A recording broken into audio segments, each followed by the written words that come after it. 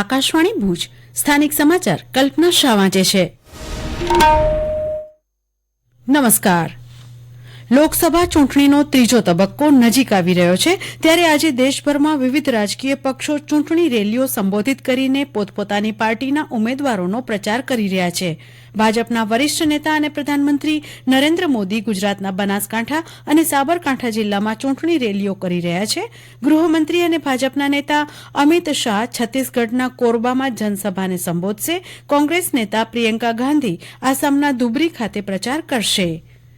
વૈશ્વિક સ્તરે પ્રખ્યાત એવી કચ્છની અજરખ કળાને જીઓગ્રાફિકલ ઇન્ડિકેશન એટલે કે જીઆઈ ટેગ મળ્યું છે. 500 વર્ષ જૂની આ અજરખ કલાને જીઆઈ ટેગ મળતા કચ્છના કલાકારોમાં ખુશીની લહેર જોવા મળી રહી છે. અજરખપુર હસ્તકલા વિકાસ સંગઠનના પ્રમુખ ડોક્ટર ઇસ્માઇલ ખત્રી જણાવે છે કે કચ્છની આ વિશિષ્ટ કળાને આગવી ઓળખ મળતા હવે કારીગરોને તેનું યોગ્ય વળતર અને રોજગાર મળી રહેશે. भारत सरकार की तरफ से नेशनल मेरिट सर्टिफिकेट 1992 में मिला है.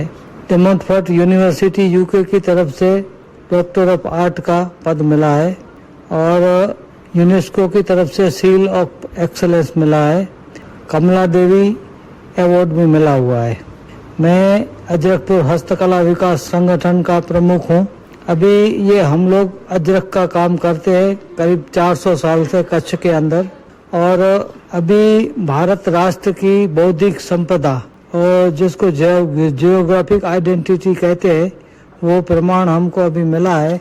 ये अजरक जो है वो मालधारी लोग पहनते हैं. ये इंडस वैली के अगल बगल में रहने वाले लोग हैं. अजरक 3 जगह पे बनता है. सिंध में भी बनता है, राजस्थान के बाड़मेर में बनता है और कच्छ में भी बनता है. ये कला 5000 साल पुरानी है जिसका प्रमाण एशियन साइट के अंदर जो निकले हैं उसमें से मिलता है. हमारे पास अजरखपुर के अंदर करीब 100 वर्कशॉप है. अजरख प्राकृतिक रंगों से बनाई जाती है.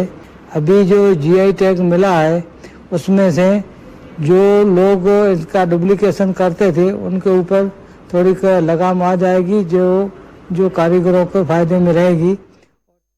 જિલ્લામાં મતદાન જાગૃતિ બાબતે વિવિધ પ્રવૃત્તિઓ યોજાઈ રહી છે ત્યારે રાજ્ય ચૂંટણી પંચ દ્વારા આપવામાં આવેલ 15 દિવસીય મતદાન જાગૃતિ કાર્યક્રમ અંતર્ગત આજે સમગ્ર જિલ્લામાં આંગણવાડીની બહેનો દ્વારા તેમજ વિવિધ શાળા કોલેજો દ્વારા મહેંદી સ્પર્ધાનું આયોજન કરાયું હતું. આ આયોજનમાં મતદાન જાગૃતિ વિષયક થીમ ઉપર આધારિત મહેંદીની ડિઝાઇનો દ્વારા મતદાન જાગૃતિનો સંદેશ વહેતો મુકાયો હતો.